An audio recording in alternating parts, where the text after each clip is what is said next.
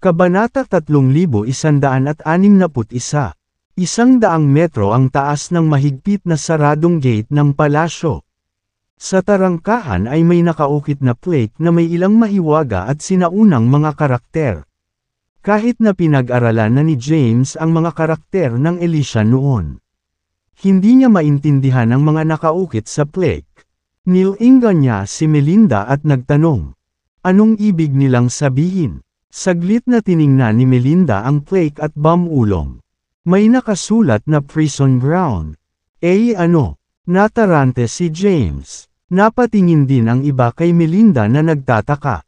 Sinubukan ni Melinda na alalahanin ang mga nakaraang pangyayari.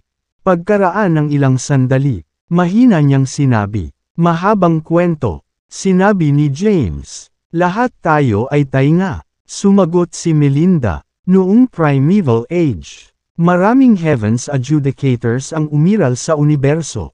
Sila ay walang awa na tapat sa makalangit na landas, na tinutupad ang mga utos nito ng walang pag-aalinlangan. Ang mga tao na umabot sa ancestral god rank sa primeval agre ay gustong sirain ang heavenly path. Para magawa iyon, kailangan nilang alisin ang lahat ng heavens adjudicators bago hamunin ang heavenly path.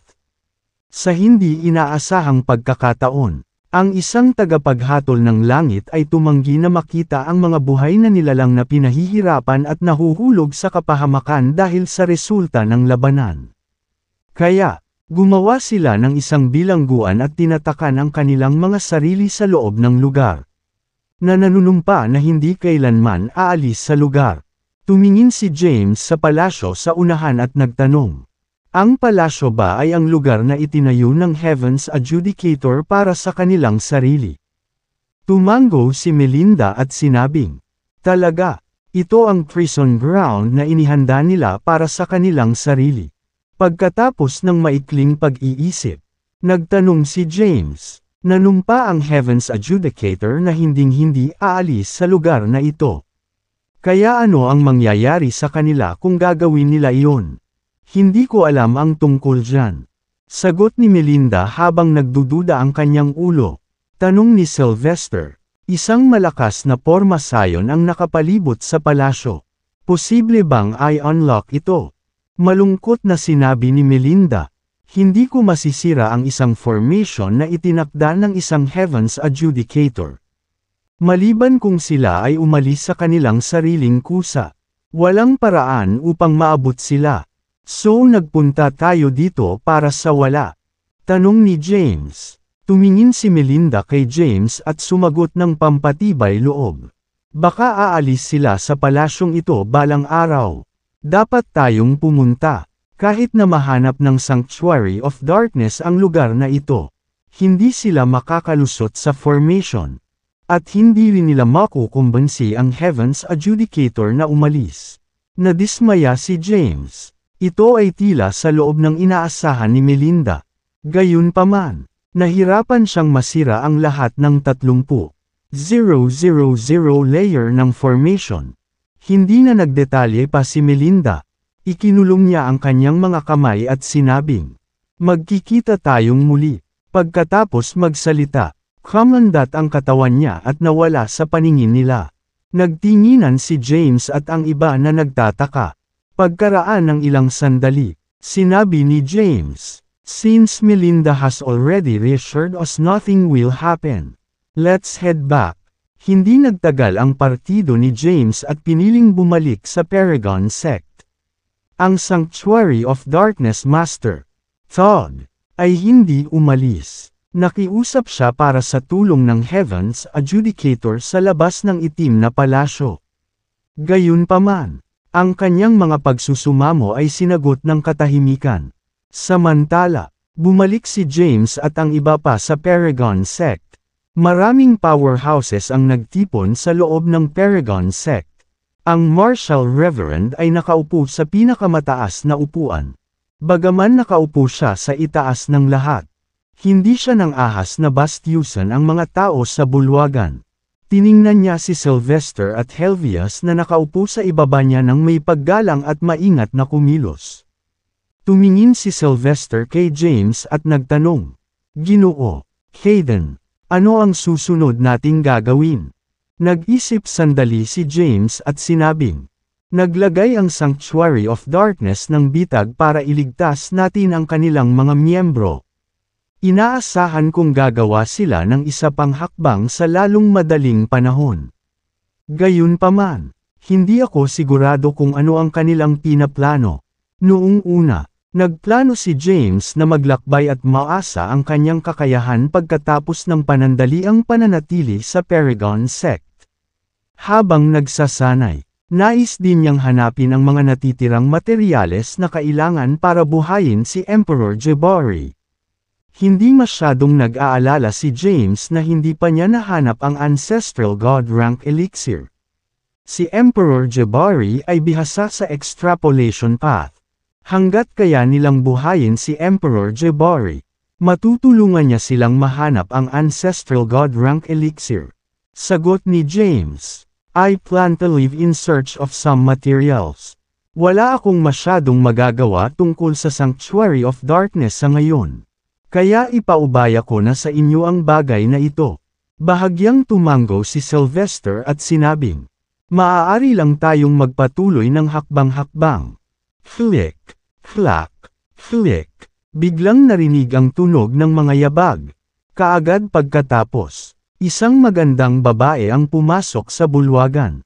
Walang naramdamang papalapit siya at napansin lang siya nang pumasok siya sa bulwagan.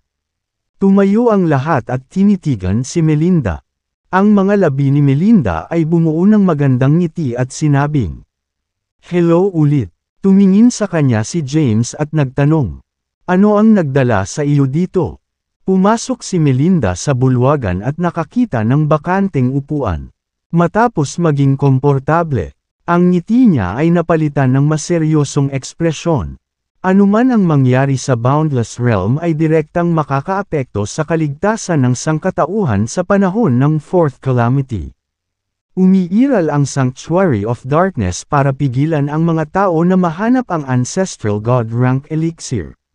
Napatingin si James kay Melinda nang may pagdududa. Hindi pa niya sinabi kay Melinda ang mga bagay na ito. Kaya paano niya nalaman ang tungkol dito? Nagpatuloy sa pagsasalita si Melinda. Kung hindi ako nagkakamali, may inihahanda na major ang Sanctuary of Darkness. Susubukan nilang sakupin ang mga mundo sa loob ng Boundless Realm ng mas mabilis hanggat kaya nila. Si Sylvester, Helvius, at Melinda ay sumugod sa Elixir Realm para ipatupad ang kanilang plano pagkatapos nilang talakayin ang mga detalye. Samantala, nanatili si James sa Paragon Sect. Nagtipon sina James, Thea, at Zane sa isang mansyon sa likod ng pangunahing bundok ng Paragon Sect. Tanong ni Zane, kailan ka aalis? Dad. Sumagot si James, sa ilang araw. Paalala ni Thea sa kanya, dapat kang mag-ingat at iwasang kumilos ng padalos-dalos habang nasa labas. Anuman ang mangyari, ang manatiling buhay ang dapat mong prioridad. Ngumiti si James sa kanya. Tinanggap mo ba akong bata? Huwag mo akong alalahanin. Pagkatapos, nanatili si James sa Paragon Sect ng ilang araw. Sa kanyang pananatili, nakaisip siya ng isang magaspang na plano para sa kanyang susunod na paglalakbay. Nagtanong siya tungkol sa mga mapanganib na lugar sa loob ng Boundless Realm. Lalo na sa mga karaniwang hindi naa-access ng Grand Emperors. Ang mga materyales na kailangan sa reforma sa katawan ni Emperor Jabari ay bihira at matatagpuan lamang sa mga mapanganib na lugar. Nais ni James na tipunin sila sa lalong madaling panahon upang mabuhay muli si Emperador Jabari. Hindi na niya kailangang mag-alala tungkol sa anumang bagay pagkatapos maibalik si Emperor Jabari. Maraming tao ang nakatayo sa likod ni James sa tarangkahan ng bundok ng Paragon Sect. Lumingon si James at sinabing, ayos lang, hindi niyo na ako kailangang paalisin. Dapat bumalik ka na sa loob. Lumapit si Thea, hinawakan ang kamay ni James. At magiliw na sinabing, mag-ingat po kayo. Lumapit si James at hinaplos ang buhok niya. Nakangiting malumanay. Tiniyak niya ito. Huwag kang mag-alala. Magiging maayos din ako. Mukhang pagod ang magandang mukha ni Thea. Sabi niya, kami ay gumagalaw sa lahat ng mga taon na ito. At ito ay tumatagal. Pagkatapos nating malampasan ang ika-4 na kalamidad, humanap tayo ng lugar na walang alam at manirahan sa liblib. Pagkatapos, magkakaroon tayo ng isang grupo ng mga anak na lalaki. Tumawa si James at sinabing, sige, ipapangako ko sa iyo iyan. Kumaway siya sa kanila at tumalikod na para umalis. Sumunod naman si Nico sa likod niya.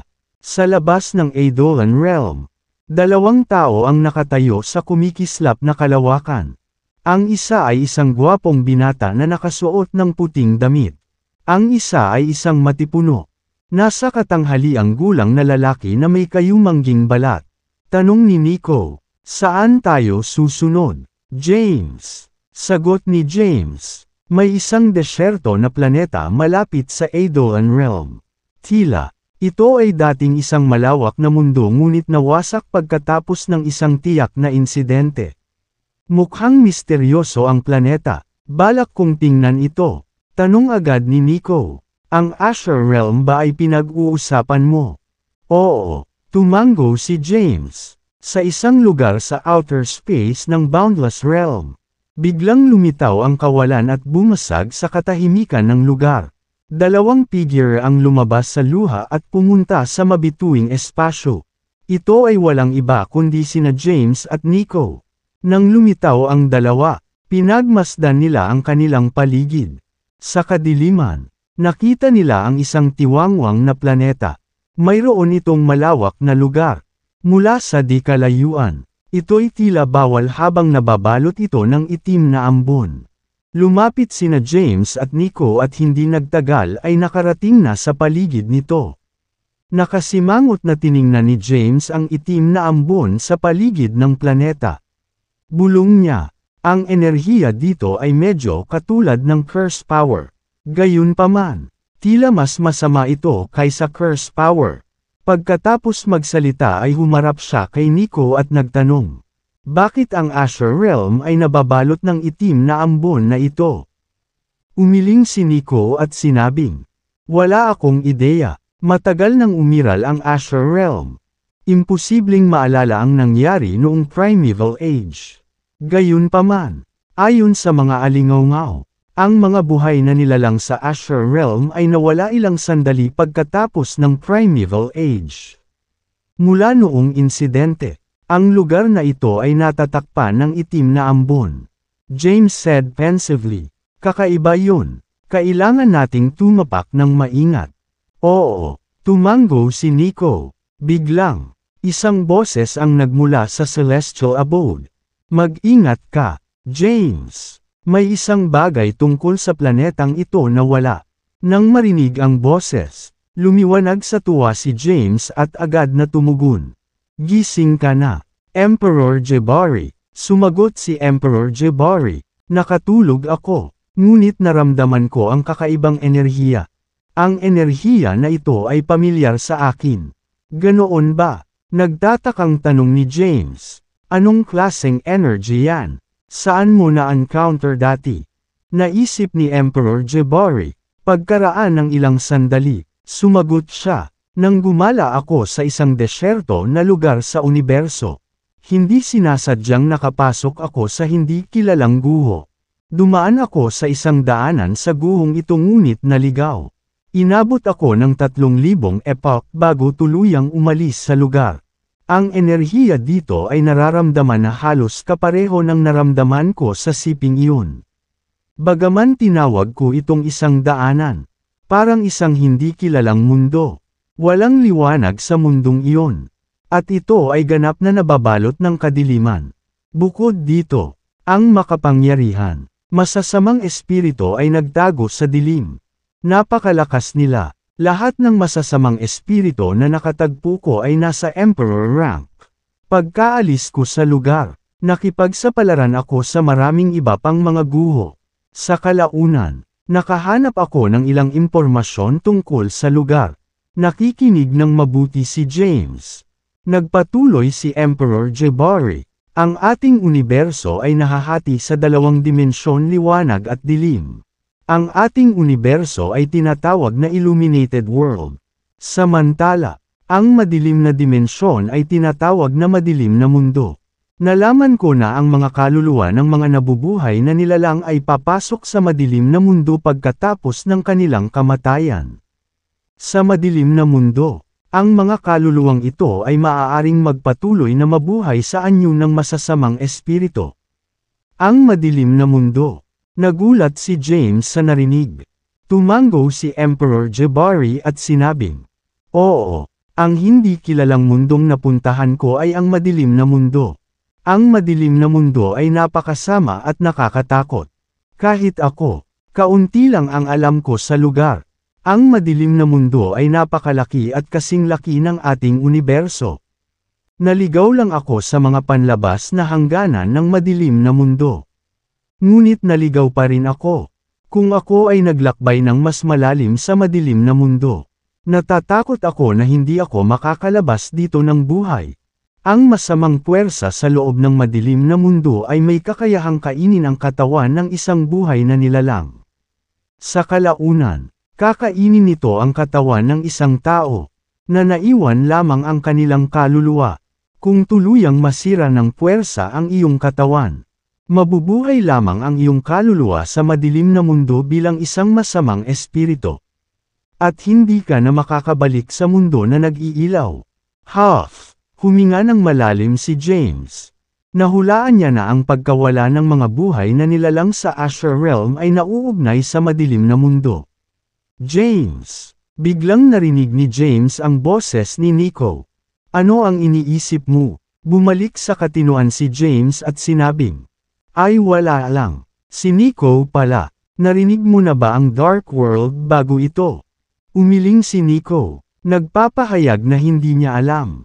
Dahil hindi alam ni Nico ang tungkol sa Dark World, hindi na nagtanong pa si James. At sinabing, "Sige, tingnan natin ang Asher Realm." Lumakad ang dalawa sa itim na ambon at pumasok sa Asher Realm. Hindi nagtagal, bumagsak sila sa lupa. Ang langit ay napuno ng maitim na ulap. At ang lupa ay hindi pantay. Ang mga bakas ng itim na enerhiya ay lumabas sa mga bitak sa lupa. Sa sandaling damapo ang enerhiya sa balat ni James. Agad niyang napansin ang mga corrosive effect nito. Sa kabutihang palad, mayroon siyang magandang pisikal na lakas. At nasa divine rank. Kaya, ang itim na enerhiya ay hindi nakapagdulot ng malaking pinsala sa kanyang pisikal na katawan. Ito ay napakakaiba. Napansin din ni Nico ang hindi pangkaraniwang itim na enerhiya at sinabing, "Ang itim na enerhiyang ito ay kinakaing unti-unti. Mag-ingat ka." Paalala ni James kay Nico. Saka nagsimulang umaban. Habang sumusulong, nakipag-ugnayan si James kay Emperador Jabari. "Kumusta ang iyong kalagayan ngayon, Emperor Jabari?" Sumagot si Emperor Jabari. "Sa nakaraang labanan, inilabas ko ang lahat ng aking lakas upang mapinsala ang 7th Heaven Grand Emperor na iyon. Nanghihina pa rin ako." Nagtanong si James, "Kaya mo bang magsagawa ng divine information? Sisimulan kong maghanap ng mga materyales na kailangan para mabago ang iyong katawan. Ngunit wala akong ideya kung saan sisimulan ang aking paghahanap." Sumagot si Emperor Jabari, "Nakakalungkot. Hindi ko kaya. Napakahina ko at halos walang lakas sa loob ko. Maliban kung makakahanap ka ng isang banal na bagay na makapagpapanumbalik ng aking kapangyarihan ng kaluluwa."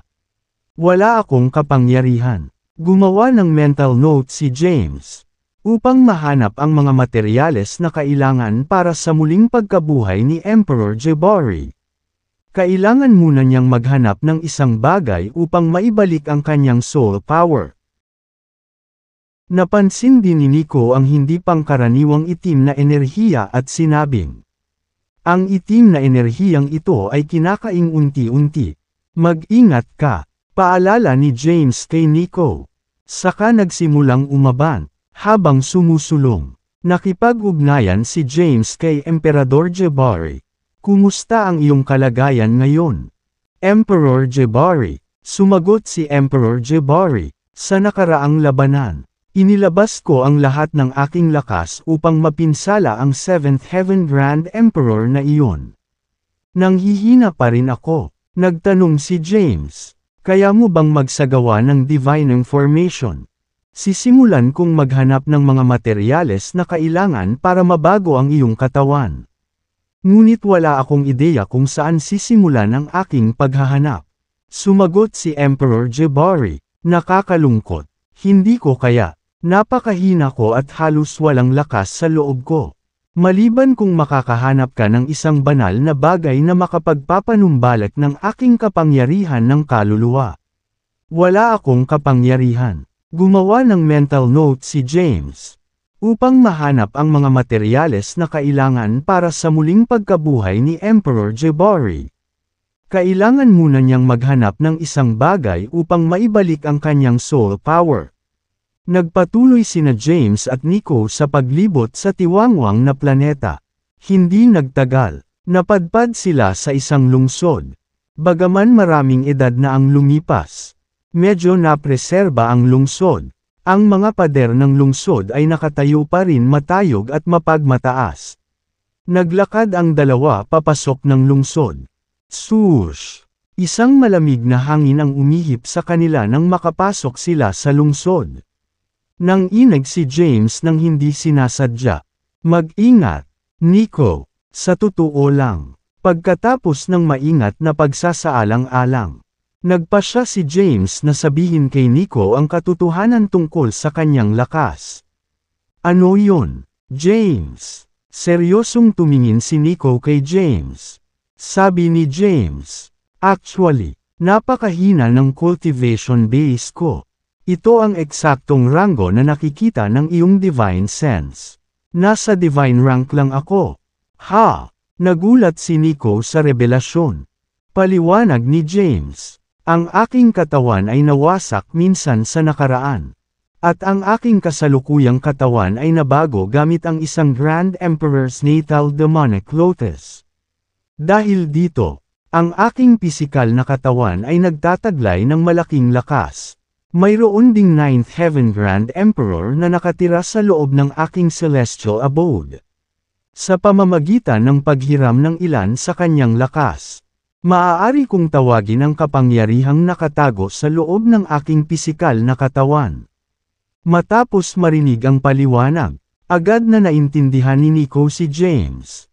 Mga pangyayari, ngumisi si Nico at sinabing, ayos lang. Sigurado ako na ikaw ang magiging pinakamalakas na magsasaka ng universo sa iyong potensyal at kayamanan. Kahit na mahina ka ngayon, binigay ko ang aking salita na sundan ka sa loob ng 100,000 taon. Hindi ko sisirain ang pangako ko. Gumaan ang pakiramdam ni James sa pag-assurance ni Nico. Samantala, naging interesado si Nico sa powerhouse na naninirahan sa loob ni James. Celestial Abode. Saan nagmula ang powerhouse na naninirahan sa iyong Celestial Abode? Nakangiting alam ni James. Malalaman mo rin sa lalong madaling panahon. Sa ngayon, kailangan kong mangolekta ng mga materyales para muling itayo ang kanyang katawan para siya ay muling mabuhay. Nakita ko, hindi na umimik pa si Nico. Pinuprotektahan niya si James at maingat na umaban. Sumunod si James sa likuran niya at ininspeksyon ang kanilang paligid. Ang lahat sa paligid nila ay naingatan ng mabuti. Ang mga gusali sa loob ng lungsod ay maluho. Gayunpaman, walang isang buhay na nilalang sa loob ng malaking lungsod. Nabalot ng kadiliman ang lahat. At nagmistulang ghost town. Naglakad-lakad ang dalawa saglit ngunit wala silang nakitang promising leads. Gayunpaman, nakatagpo sila ng maraming masasamang espiritu sa daan. Ang ilan sa kanila ay malalakas, ngunit hinarap din nila ang ilang mas mahina. Ang malalakas na masasamang espiritu ay nasa Grand Emperor rank, habang ang mga mahihina ay nasa Divine rank.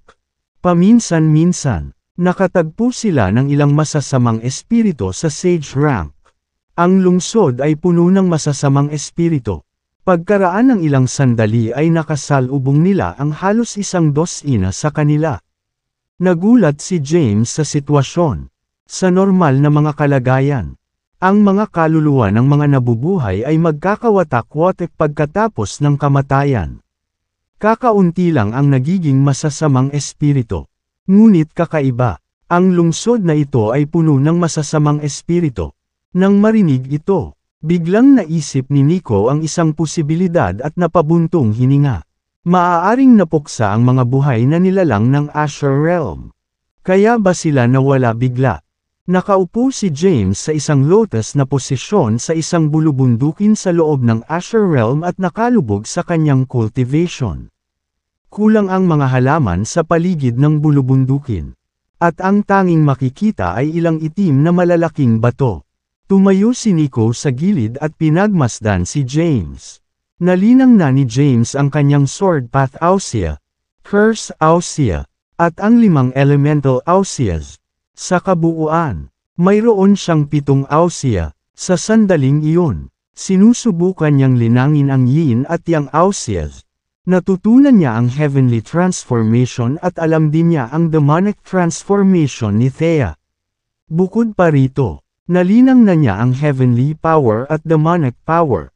Ang parehong kapangyarihan ay umabot sa rurok ng 33 yugto ng Sage rank. Umupo si James sa loob ng isang time formation at nag-concentrate sa paghawak sa mga landas. Unti-unting lumalim ang pagkakaintindi niya sa 2 landas. Sa sandaling iyon, naabot na niya ang yugto ng consolidation. Ang heavenly power at demonic power ay dumagsa sa buong katawan niya. Ang heavenly power ay nagtipon sa itaas na bahagi ng kanyang katawan, habang ang demonic power ay nagtipon sa lower half. Ang kapangyarihan ng langit ay lalong naging concentrado at nabuo ang mga tipak ng batas ng langit. Nadahan daw ang natipon sa isang bilog. Nakakapasong araw. Samantala, ang kapangyarihan ng demonic ay nagbago rin sa mga putol ng batas ng langit.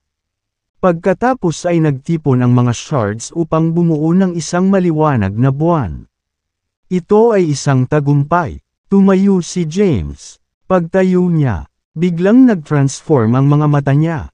Isang nakakapasong araw ang pumalit sa isa sa kanyang mga iris. At isang maliwanag na buwan ang sumikat mula sa isa. Agad na inilawan ng kanyang mga mata ang madilim na mundo. Isang pagsasanib ng langit at lupa. Pati na rin ang yin at yang. Inikot ni James ang kanyang kamay.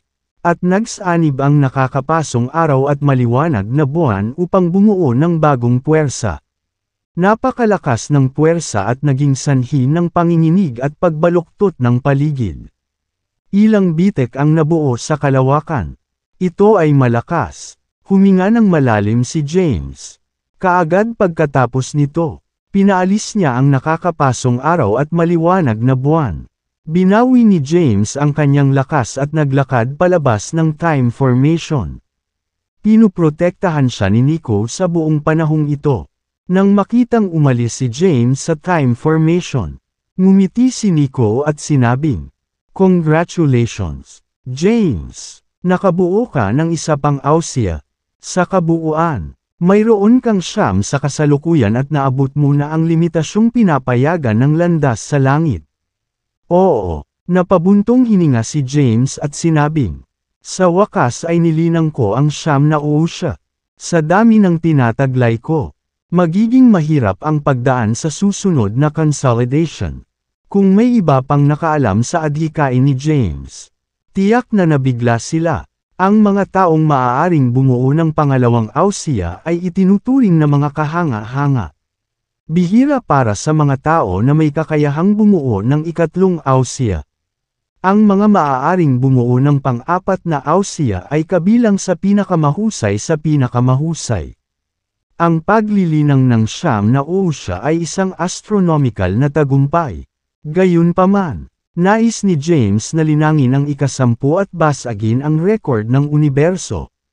Kahit na ang mga ancestral gods ay hindi kayang lampasan ang mga limitasyon na itinakda ng heavenly path. 300 taon na ang lumipas mula noong pumasok si James sa Asher Realm.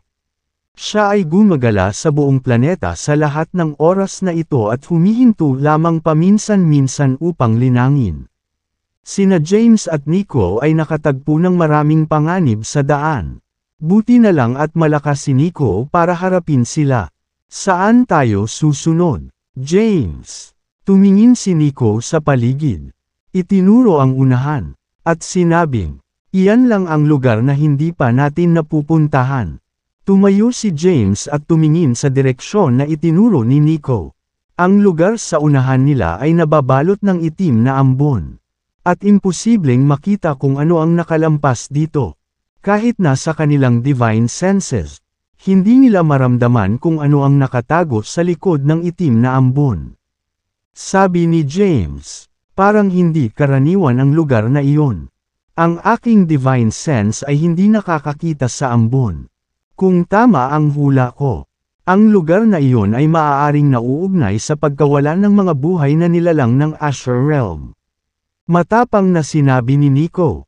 Kung gayon, tingnan natin ito. Sige, tumango si James. Pagkatapos ng maikling talakayan, ang dalawa ay sumugod patungo sa hindi kilalang lugar sa unahan. Pagkatapos, naglakad sila sa madilim na ulap. Ang liwanag ay ganap na naharang sa labas ng lugar. At imposibleng makita kung ano ang nasa unahan. Kahit nagamit ang kanilang divine senses. Ilang kilometro lang ang kanilang natutukoy sa paligid nila. Sir, mukhang medyo nakakatakot ang lugar na ito. Nanginginig sa dilim ang paos na boses ni Nico. Bamulong si James. Mag-ingat ka. Naglakad si Nico sa harap ni James at pinagmasdan ng mabuti ang paligid. Ang itim na ambon sa kanilang paligid ay naglalaman ng corrosive power na kumakain sa pamamagitan ng James. Balat at unti-unting natunaw ang kanyang laman. Bagamat unti-unti ang epekto ng kaagnasan. Alam ni James na sa kalaunan ay masisira ang kanyang katawan kung mananatili siya sa lugar ng masyadong mahaba. At ang kanyang kaluluwa lamang ang naiwan. Ang lugar na ito ay eksaktong inilarawan ni Emperor Jabari. May kadiliman lang at walang liwanag. Ang enerhiya dito ay kahit na may kinakaing unti-unting kapangyarihan. Seryosong sinabi ni James. Mag-ingat ka, Nico. Baka nakapasok na tayo sa Dark World. Kahit na mayroon pa tayo. Ang Asher Realm ay konektado pa rin sa Dark World. Ano ba talaga ang madilim na mundo? James. Si Nico ay isang Fifth Heaven Grand Emperor ngunit hindi pa niya narinig o nabasa ang tungkol sa Dark World sa mga sinaunang talaan. Ipinadala ni James kay Nico ang impormasyong nakuha niya mula kay Emperor Jabari. Nang marinig ito, mas naunawaan ni Nico ang kanilang sitwasyon. Huminga siya ng malalim at sinabing, hindi ko akalain na may isa pang mundong tulad nito kung hindi mo sinabi sa akin ang tungkol dito. Sabi ni James, napakakakaiba ng Dark World. Kahit na ang Ninth Heaven Grand Emperor tulad ni Emperor Jabari ay halos hindi alam ang tungkol dito. Dapat tayong maging maingat. Siya nga pala. Biglang may napansin si James. 1/3. Nakakaiba at nagtanong, gaano nakatagal mula noong pumasok tayo sa rehiyong ito? Nagulat si Nico sa tanong ni James. Siya ay isang powerhouse at may matalas na pakiramdam ng oras. Gayunpaman, hindi niya maramdaman kung gaano katagal ang lumipas. Pakiramdam ko ay hindi pa tayo nagtagal dito. Ngunit para rin tayong nandito sa loob ng maraming taon. Sabi ni Nico. Mataimtim na sinabi ni James.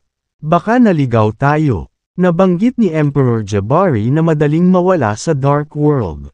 Imposibleng tumpak na makita ang oras at makuha ang iyong paligid sa madilim na mundo.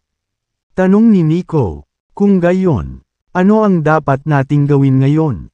Dapat ba tayong bumalik o magpatuloy? Nahulog sa malalim na pag-iisip si James. Kahit na ang isang powerhouse tulad ni Emperor Jabari ay nawala sa Dark World at umalis lamang pagkatapos gumastos ng libo-libong epochs doon. Kung maliligaw silang dalawa sa Dark World, Baka hindi na sila makalabas. Bumalik tayo, sabi ni James. May iba pa siyang mahahalagang bagay na dapat gawin at ayaw niyang makulong sa madilim na mundo ng masyadong matagal. Kung siya ay mawawala, ang mga tao ay mawawala sa oras na siya ay natagpuan ang labasan. Sige, tumango si Nico. Tumalikod ang dalawa at sinubukang bumalik sa pinanggalingan nila. Gayunpaman, napapaligiran pa rin sila ng madilim na ambon kahit matagal na silang naglalakad. May problema, James. Matagal na kaming naglalakbay. Pakiramdam ko ay hindi tayo lumakad nang pumasok tayo sa itim na ambon. Ngunit bakit hindi pa tayo lumalabas dito ngayon? Huminto si James at sinimulang makita ang paligid. Nakita niya ang ilang mga bukas na bukid sa paligid nila na puno ng mga lubak. Ang itim na ambon ay patuloy na bumubuhos sa lupa. Gayunpaman, ang kanyang pangunawa ay limitado, at maaari lamang niyang madama ang mga bagay sa loob ng maliit na saklaw. Mataimtim na sinabi ni James. Malamang na naliligaw tayo dito. Kung gayon, ano ang dapat nating gawin? Tanong ni Nico. Dahil dumating na ang mga bagay-bagay, wala nang magagawa si James kundi humingi ng tulong kay Emperor Jabari. Emperor Jabari, sa palagay ko pumasok tayo sa Dark World at naligaw ng landas. Hindi nagtagal, sumagot si Emperor Jabari, kung gayon, wala ka nang magagawa. Ang Dark World ay isang kakaibang lugar, kahit na ang Heavenly Path ay walang kontrol sa palasyong ito. Higit pa rito, ang mga paths of the illuminated world ay halos walang silbi sa Dark World. May sariling landas ang lugar na ito. Nanatili ako sa madilim na mundo ng mga 3,000 panahon ngunit halos hindi ko naiintindihan ang kanilang mga landas. Hindi ko naintindihan ang kanilang madilim na landas sa langit. Ang Dark Heavenly Path ay karaniwang kapareho ng Illuminated World's Heavenly Path. At kinokontrol nito ang Dark World. Sa tingin ko kaya kung buhayin ang sarili ko sa Dark World. Ang makalangit na landas ng mundo na iluminado ay hindi maaaring makagambala sa mga gawain dito. Pagkatapos kong buhayin, may iwan ko na sila sa Dark World. Hanggat hindi ako masyadong nakikialam sa mga gawain ng Illuminated World, ang Heavenly Path ay malamang na pumikit sa akin. Napaisip si James at nagtanong. Kaya magiging halos imposible para sa akin na umalis sa lugar na ito. Sinisikap ni Emperor Jabari na i-divine ang lugar at maghanap ng mga materyales upang muling itayo ang kanyang katawan. Gayunpaman, ang extrapolation path ay mula sa illuminated world. Kaya ang kapangyarihan nito ay hamina ng husto sa dark world. Maaari lamang niyang tansyahin ang magaspang na direksyon ng mga materyales at hindi ang kanilang partikular na lokasyon. Mahina pa rin siya mula sa nakaraang labanan. At ang kapangyarihan ng illuminated world ay halos walang silbi sa dark world. James, maaari ko lamang hulaan ang isang magaspang na pagtatansya kung saan maaaring ang mga materyales. Patuloy na sumulong. Hindi ko masasabi sa iyo kung gaano katagal kailangan mong patuloy na sumulong. Kailangan mong lumapit dito para matukoy ko ang lokasyon nito. Ang boses ni Emperor Jabari ay nagmula sa Celestial Abode. Sige, tumango si James. Nilingan niya si Nico at sinabing, ituloy natin ang pasulong. Sa daan, kinailangan ni Emperador Jabari na patuloy na obserbahan ang kanilang kapaligiran at gabayan si James patungo sa material. Nagpatuloy si James sa kabila ng dilim at hindi niya alam kung gaano katagal ang lumipas. Lumiko pa kaliwa, biglang bumalik si James sa realidad matapos marinig ang boses ni Emperor Jabari. Anong nangyari ngayon lang? Naalarma si James. Ngayon lang siya umuusad ng walang malay. Kung hindi dahil sa boses ni Emperor Jabari, magpapatuloy siya ng walang pag-iisip. Nakakatakot ang madilim na mundo. Huminga ng malalim si James para pakalmihan ang sarili. Habang lumalalim sila sa madilim na mundo, Mas malakas ang kinakaing unti-unting kapangyarihan ng ambon. Nagtaas ng kamay si James. Nakita niya ang makapal at itim na ambon sa kanyang kamay. Unti-unting nilalamon ang kanyang laman. Nagsimulang tumulo ang dugo mula sa kanyang palad. Gusto niyang gamitin ang kanyang enerhiya para pagalingin ang kanyang mga sugat. Ngunit ang kanyang kapangyarihan ay may kaunting epekto sa madilim na mundo. Kaya, hindi niya nagawang gamutin ang kanyang pinsala, kahit na ang demonic energy sa kanyang katawan ay nawalan ng silbi. At kaunti lang ang naibigay niya dito. Ginagapang ako ng lugar na ito. Bumulong si James. Sa bilis na ito, ang katawan ko ay maaagnas ng dark power dito. Lumingon siya kay Nico. Si Nico naman ay maayos naman. Ang kanyang cultivation rank ay mas mataas. At pisikal na mas malakas. Sa makatuwid, hindi pa siya naaapektuhan ng mga kinakaing dulot ng itim na ambon. Kung gayon ano ang dapat kong gawin? Tanong ni James. Sumagot si Emperor Jabari, wala tayong magagawa sa ngayon. Noong nakaraan, nahuli ko rin ang maraming masasamang espiritu sa madilim na mundo at pinilit silang ibigay ang kanilang mga pamamaraan sa paglilinang. Pagkatapos makakuha ng iba't ibang paraan ng paglilinang mula sa mga masasamang espiritong iyon. Natuklasan ko na ang kanilang mga pamamaraan ng paglilinang ay angkop lamang para sa kanilang uri. Ang mga ito ay hindi sinadya upang linangin ng mga buhay na nilalang na may pisikal na katawan. Gayunpaman, pagkatapos makuha ang napakarami sa kanila, may natuklasan ako, kung bibigyan mo ako ng ilang oras. Maaari akong lumikha ng angkop na paraan ng paglilinang para sa mga nabubuhay na nilalang. Nag-isip sandali si James at nagtanong, soul fragment ka na ngayon. Di ba? Sa teoryang, ikaw ay itinuturing din na isang masamang espiritu. Kaya bakit hindi mo linangin sa madilim na mundo? Sinabi ni Emperor Jabari, napag-isipan ko na iyon ngunit ibinasura ang ideya. Kung maglilinang ako sa madilim na mundo, hindi na ako makakabalik sa mundo na iluminado. Nakita ko, mas naunawaan na ngayon ni James ang sitwasyon. Magpatuloy ka muna sa ngayon. Bago matulog, nag-aral ako ng mga pamamaraan ng paglilinang na angkop para sa mga tao. Gayunpaman, sumuko ako pagkatapos mahuli ang ilang mga pahiwatig. Akala ko hindi na ako papasok sa dark world. Sa hindi inaasahang pagkakataon, nakapasok ka sa dark world. Dahil dumating na ito, susubukan kong kunin muli ang aking pananaliksik. Sige, tumango si James. Si Emperor Jabari ay nakapunta na sa madilim na mundo noon at may kaunting pagkakaunawa sa palasyo. Bukod pa rito, nakakuha siya ng maraming pamamaraan ng paglilinang ng mga masasamang espiritu at mayroon na siyang kaunting kaalaman tungkol sa mga ito. Ang pagpapatuloy ng kanyang pananaliksik ay dapat na isang madaling gawain. Si James ay patuloy na sumulong sa ilalim ng patnubay ni Emperador Jabari. Sa madilim na mundo, ang paglipas ng panahon ay hindi mahahalata. Bagamat tila saglit lang ang lumipas. Sa totoo lang, mahabang panahon na ang lumipas. Naglakad sina James at Nico sa dark world. Biglang may pumasok na itim na palasyo sa kanilang tanawin. Nang makita ang itim na palasyo, agad na naging mapagbantay si James. Sa sandaling iyon, ang itim na palasyo ay kumikislap at nawala sa kanilang paningin. Nico, nakita mo ba yun? Tanong ni James. Tumitig si Nico sa unahan at sumagot. Mukhang nakakita ako ng palasyo.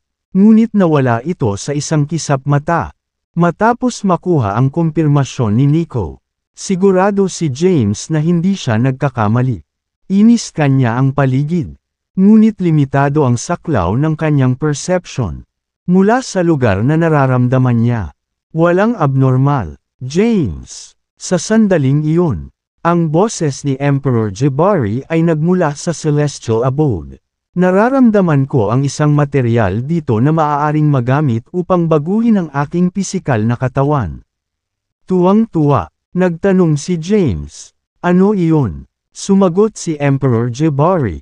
Hindi ko alam kung ano ito dahil ang aking divine senses ay hamina sa dark world.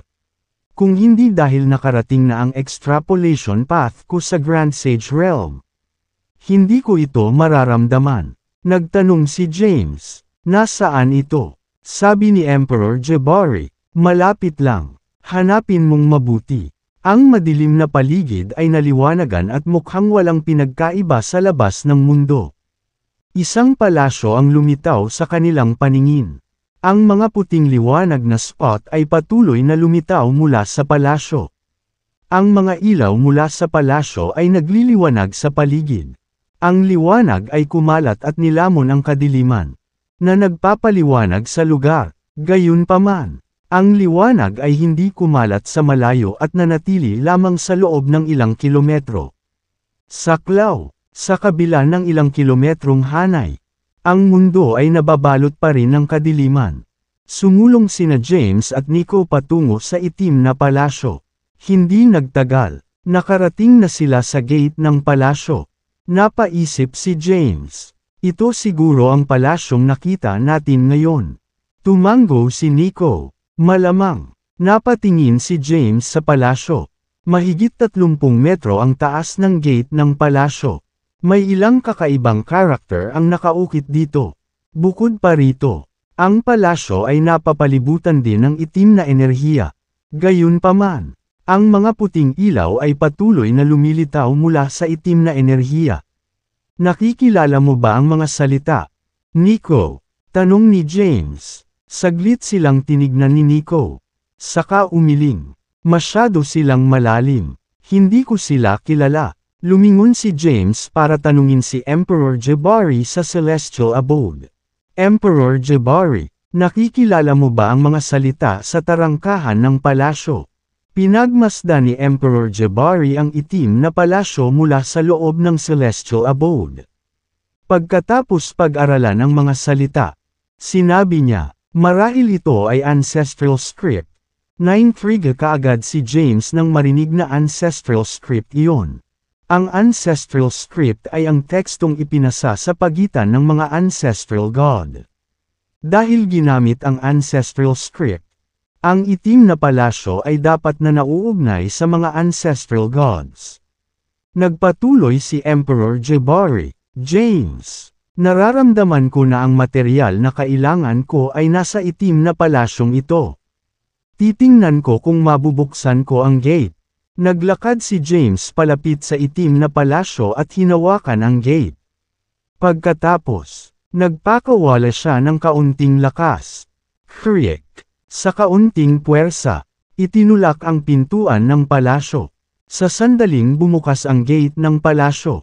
Bumuhos ang mga puting liwanag na spot mula sa itim na palasyo upang bumuo ng puting bilog ng liwanag.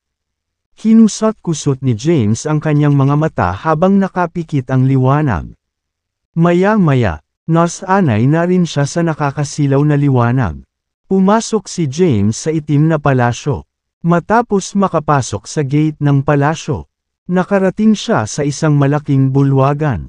Ilang metro ang taas ng bulwagan at napapaligiran ng ilang puting haligi na may kakaibang mga karakter na nakaukit sa mga ito. Umiling si Nico. Hindi ko rin alam.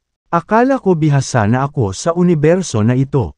Gayunpaman, pagkatapos na pumunta dito, alam ko na ngayon na marami pa akong dapat matutunan. Hindi pwede. Biglang bumulalas ang isang boses mula sa loob ng Celestial Abode. Kaagad pagkatapos, ang singsing ni James ay nagbuga ng puting glow. At lumitaw ang isang silhouette. Ang silhouette ay ang natitirang kaluluwa ni Emperor Jabari. Diretso ang lakad ni Emperador Jabari. Tumayo siya sa harap ng hall at nakatitig sa dingding. Tumayo si James at nagtanong, "Bakit ka lumabas?" Emperor Jabari. Hindi sumagot si Emperor Jabari. Tumayo din si Nico. Curious na tumingin sa malabong silhouette sa harap niya. At naisip, ito ba ang powerhouse sa Celestial Abode ni James? Lumapit si James at sinundan ang tingin ni Emperor Jabari. Tiningnan niya ang mga kakaibang pattern at character sa dingding. Ang mga ukit ay natatangi at hindi maintindihan. Ano ang tinitingnan mo? Emperor Jabari, tanong ni James. Si Emperador Jabari ay nanatiling tahimik at nakatayo sa lugar na pinagmamasdan ang dingding. Lumingon din ulit si James sa pader. Napakasalimuot ng mga ukit, at hindi niya maintindihan ang mga iyon. Matapos suriin ang mga ito ng ilang sandali, natukoy ni James ang isang pattern. Ang isa sa kanila ay isang guhit ng isang gukon. Sa isang ulirat, nakita ni James na nagbabago ang mga ukit sa dingding. Bukod sa gukon, unti-unting nawala ang iba pang mga ukit. Isang gukon lang ang nakikita ni James sa dingding. Maya-maya, may lumabas na babae. Nakasuot ng berdeng damit ang babae at may mahaba at itim na buhok. Nakaupo siya sa isang lotus na posisyon sa lupa na may isang gukon sa kanyang mga tuhod.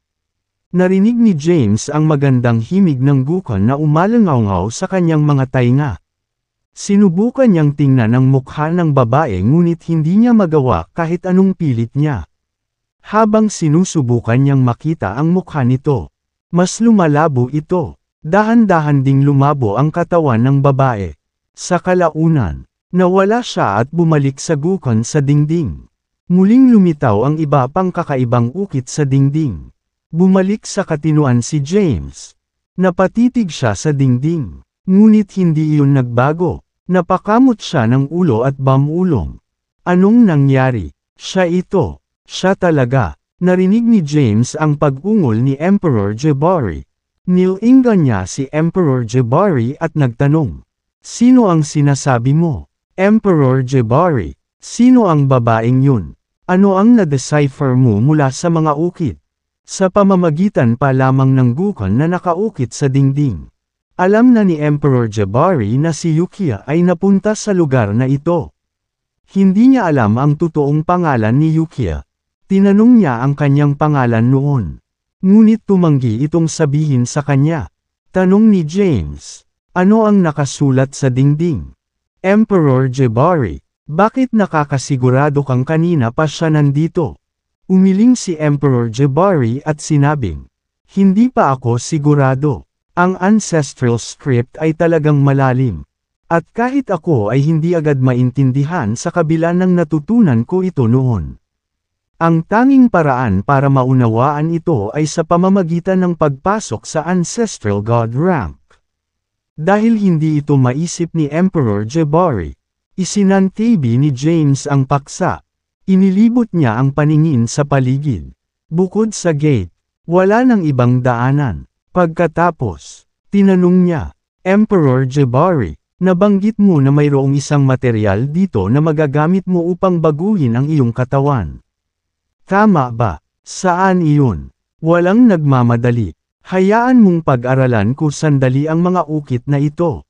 Matapos sumagot kay James, tumahimik si Emperor Jabari. Matiag ang naghihintay si James sa hall. Sa isang tabi, hindi nagtanong si Nico at tahimik na tumingin sa paligid ng bulwagan. Gusto niyang maunawaan ang mga ancestral script na nakaukit sa mga dingding. Ngunit isa lamang siyang Fifth Heaven Grand Emperor at hindi maintindihan ang mga salita. Tiningnan ni Nico ang malabong silhouette ni Emperor Jabari at lumingon kay James. Nagtanong, James, ano ang background ng powerhouse na ito? Bahagyang umiling si James at sinabing, hindi rin ako sigurado sa lahat ng detalye. Ang alam ko lang ay dati siyang Ninth Heaven Grand Emperor. Noong sinusubukan niyang maabot ang Ancestral God rank, inatake siya ng Heavenly Path. Sa kabutihang palad, naghanda siya para sa kanyang kamatayan ng maaga at nailigtas ang isang bahagi ng kanyang kaluluwa. Kung hindi, matagal na siyang wala. Nag-thumbs up si Nico. Nakakamangha. Siya ay isang Grand Emperor at naunawaan kung gaano kahirap na umaban pa sa Grand Emperor rank. Dahil sa kahirapan, nagkaroon ng maraming Grand Emperors na nasa una o pangalawang langit lamang. Iilan lamang ang maaaring lumampas sa Fifth Heaven ng Grand Emperor rank. Si James at Nico ay matigang naghihintay sa bulwagan habang si Emperor Jabari ay nag-inspeksyon sa lugar. Hindi na rin nila naibalik ang pakiramdam ng oras sa palasyo. Pakiramdam ko ay matagal na ang lumipas. Ngunit ilang segundo lang ang lumipas. Sa sandaling iyon, lumakad si Emperor Jabari sa dingding. Gusto niyang hawakan ang Gukon na nakaukit sa dingding. Ngunit wala siyang pisikal na katawan at hindi siya makadikit sa dingding. Tumawag siya, James. Oo. Napatingin si James sa Gukon na lumulutang sa kanyang harapan. Ito ay mukhang napakaluma at pagod na. Ang Gukon ay may maraming mga string. At bawat isa ay may iba't ibang kulay. Napansin ni James ang batas ng langit at mga inscription sa Gukon. James, pahiramin ko ang katawan mo. Pagkatapos magsalita ni Emperor Jabari, nawala ang kanyang silhouette. Sa sumunod na sandali, bumalik siya sa Celestial Abode at ginamit ang kanyang lakas para kontrolin ang katawan ni James. Samantala, nawalan ng kontrol si James sa kanyang katawan. Kinokontrol ni Emperor Jabari ang katawan ni James para maupo sa isang lotus position. Kasabay ng pagkumpas ng kamay, ilang misteryosong inscription ang lumabas sa kanyang palad. Napukaw ng mga inscription. Ang Gukon ay lumutang patungo sa katawan ni James at damapo sa kanyang kondangan. Ginamit ni Emperor Jabari ang katawan ni James para haplosan ang Gukon. Maya-maya, marahan niyang hinugot ang mga tali. Umalangaw-ngaw sa buong bulwagan ang malamyos na tunog ng Gukon. Ang mga mahiwagang inscription ay nabuo mula sa mga string ng Gukon at lumubog sa nakapalibot na mga pader. Biglang mabilis na nagbago ang mga ukit sa dingding. Napatulala si James sa nakita. Maging si Nico ay nataranta at patuloy na pinagmamasdan ang pagbabago ng paligid. Ang mga ukit ay patuloy na nagbabago. At ang ilan sa mga ito ay unti-unting nawala. Naging mataimtim ang ekspresyon ni James habang pinagmamasdan ang eksenang nangyayari sa kanyang harapan. Parang may naisip siya sa mga dingding. Humalabog. Naputol ang isang string. At umalangaw-ngaw ang isang kalansing na tunog mula sa Gukon. Sa lahat ng ito, walang kontrol si James sa kanyang katawan. At wala siyang ideya kung ano ang natutunan ni Emperor Jabari mula sa mga ukit sa dingding. Bigla siyang nawala ng kontrol at agad na tumayo. Pagkatapos, nagtanong siya, paano nangyari? Emperor Jabari. Ang boses ni Emperor Jabari ay nagmula sa Celestial Abode. Walang gaanong impormasyon, ngunit may nakita akong lihim na pinto sa dingding sa unahan namin. Ang material na kailangan ko para baguhin ang aking katawan ay naroon. Lumingon si James sa dingding at siniyasat ito. Ang mahiwagang mga ukit ay naglaho. At walang natira sa dingding. Naglakad si James palapit sa dingding. Maghintay. Si Emperor Jabari ay tumawag at nagsabi, kunin ang Gukon at itago muna ito. Lumingon si James at nakita ang Gukon na may naputol na tali sa lupa. Lumapit siya at inimbak ito sa Celestial Abode nang walang pag-aalinlangan. Pagkatapos, naglakad si James patungo sa pader na bato at siniyasat ito. Hindi nagtagal, nakita niya ang sekretong pinto. Sa isang mahinang pagtulak, bumukas ang pinto. Isang bodega ang nakatago sa likod ng pinto. Mayroong lahat ng uri ng mga mahimalang materyales na nakaimbak sa bodega. Nagulat si James nang makitang ang lahat ng mga materyales ay eksaktong kailangan ni Emperor Jabari para baguhin ang kanyang katawan. Naguguluhan si James. Marami itong materyales. Mayroon itong natitirang mga materyales na kailangan mo. Nangangahulugan ba ito na hindi mo na kailangan ng iba pang materyales? Emperor Jabari. Oo. Ang boses ni Emperor Jabari ay nagmula sa Celestial Abode. Inihula ni Yukia ang aking kamatayan at isang bahagi ng aking kaluluwa ang mabubuhay. Alam niyang pupunta ako rito balang araw at inihanda ang mga materyal na ito para sa aking pagkabuhay na mag-uli. Natigilan si James. Ano ba talaga ang pinanggalingan ni Yukia? Siya ay kahanga-hangang. Paano niya nahulaan ang iyong kamatayan? At saka, nakilala ka niya sa ibang lugar sa universo. Dumating kami sa palasyong ito mula sa Boundless Realm. Kakayanin kaya niyang dumaan sa selyo ng Boundless Realm. Gayunpaman, hindi gaanong sinabi ni Emperor Jabari. Itago muna ang mga materyales. Pagkatapos kong maibalik ang aking kapangyarihan ng kaluluwa, aalamin ko kung paano ireporma ang aking katawan at muling mabuhay. Sige, hindi nag-atubili si James at mabilis na inimbak ang mga materyales sa kanyang celestial abode. Kasabay nito, sinabi ni Emperor Jabari, si Yukia ay nag-iwan ng isang paraan ng paglilinang dito. Isa itong cultivation method na magagamit ng mga nabubuhay na nilalang mula sa labas ng Dark World. Papayagan ka nitong makuha ang kapangyarihan ng Dark World. Ngayon ko lang naintindihan. Paglabas natin sa palasyong ito, tuturuan kita para malaya kang makapaglibot sa Dark World. Talaga, natuwa si James. Dati, sinabi ni Emperor Jabari na magtatagal siya. Nakakagulat. Natutunan niya ang isang pamamaraan ng paglilinang mula sa ancestral script sa dingding.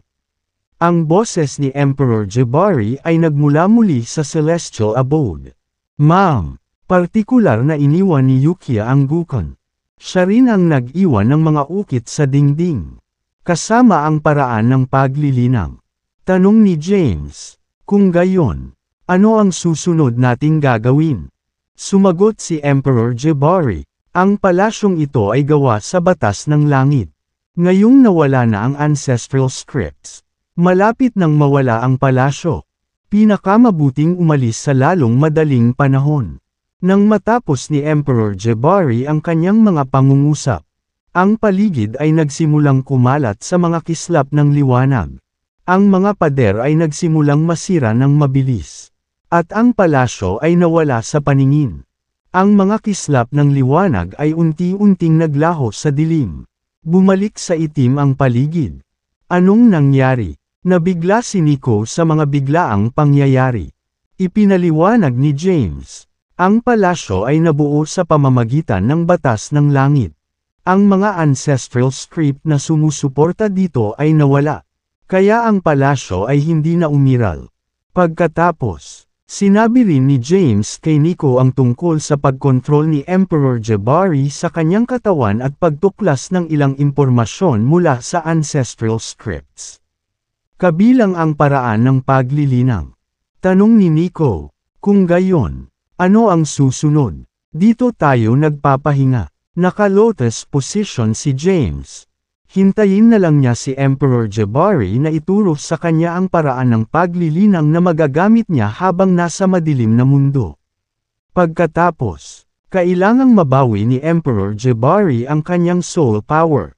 Samantala, sa loob ng celestial abode, si Emperor Jabari ay nagsuot ng malungkot na ekspresyon. Tumayo siya sa isang patio at tumingin sa malayo na may malungkot na ekspresyon. Mahirap sabihin kung ano ang nasa isip niya. Huff! Maya-maya, bumantong hininga siya. Pagkatapos, casual niyang iwinagayway ang kanyang kamay. At ang mga misteryosong inscription ay lumabas sa kanyang palad. Ang mga inscription ay damaloy mula sa celestial abode at pumasok sa James. Isip, sa sandaling iyon, nakatanggap si James ng napakaraming impormasyon. Umupo siya sa isang lotus na posisyon at tinanggap ang impormasyon.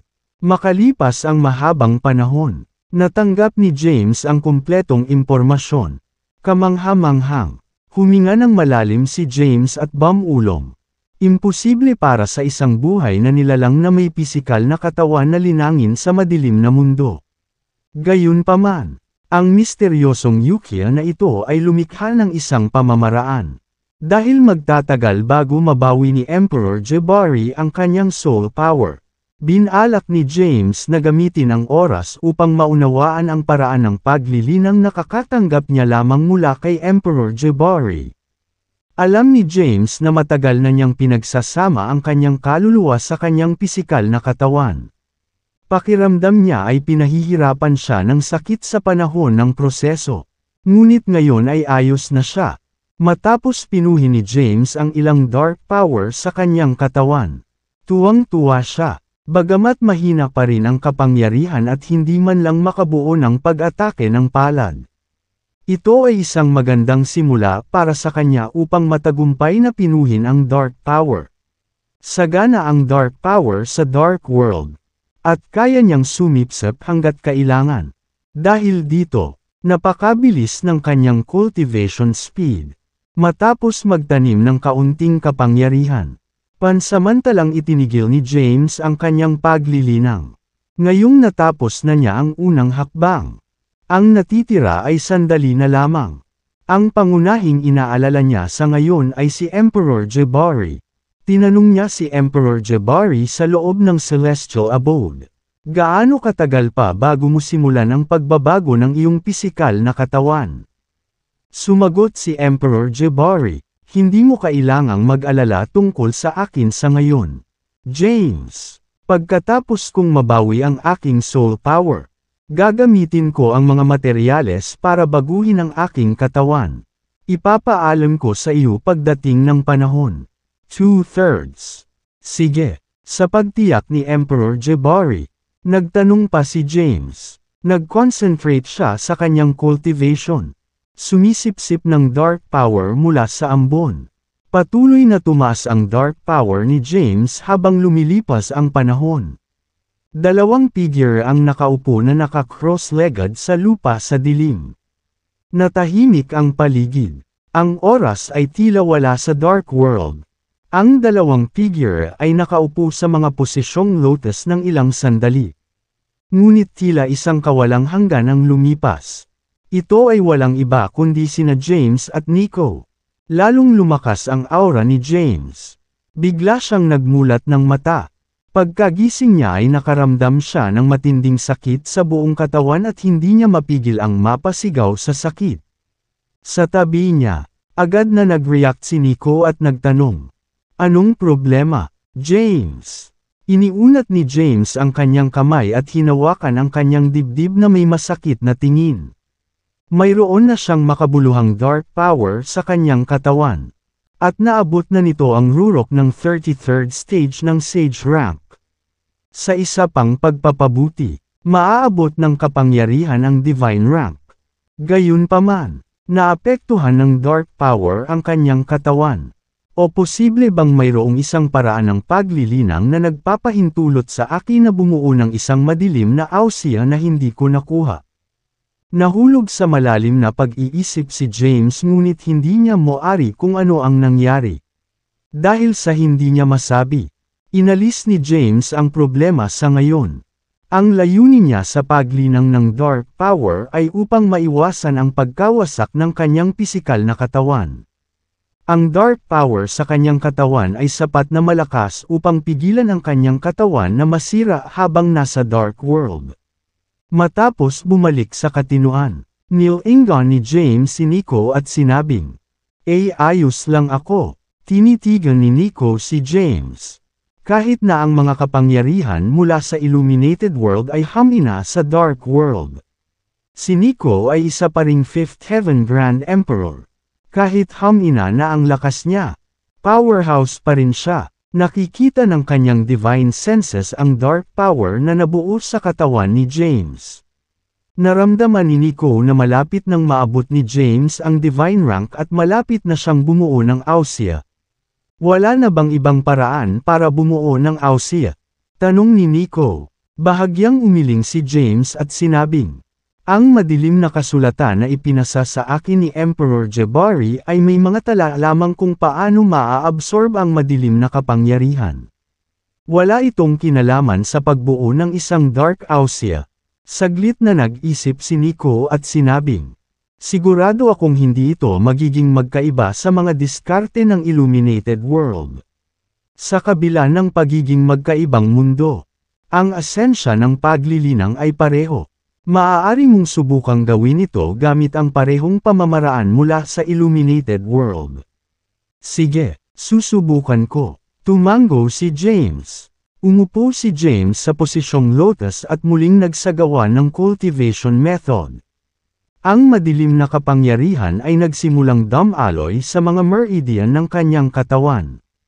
Nakaramdam si James ng matinding sakit na tumatagos sa kanyang katawan nang magsimulang kumilos ang dark power.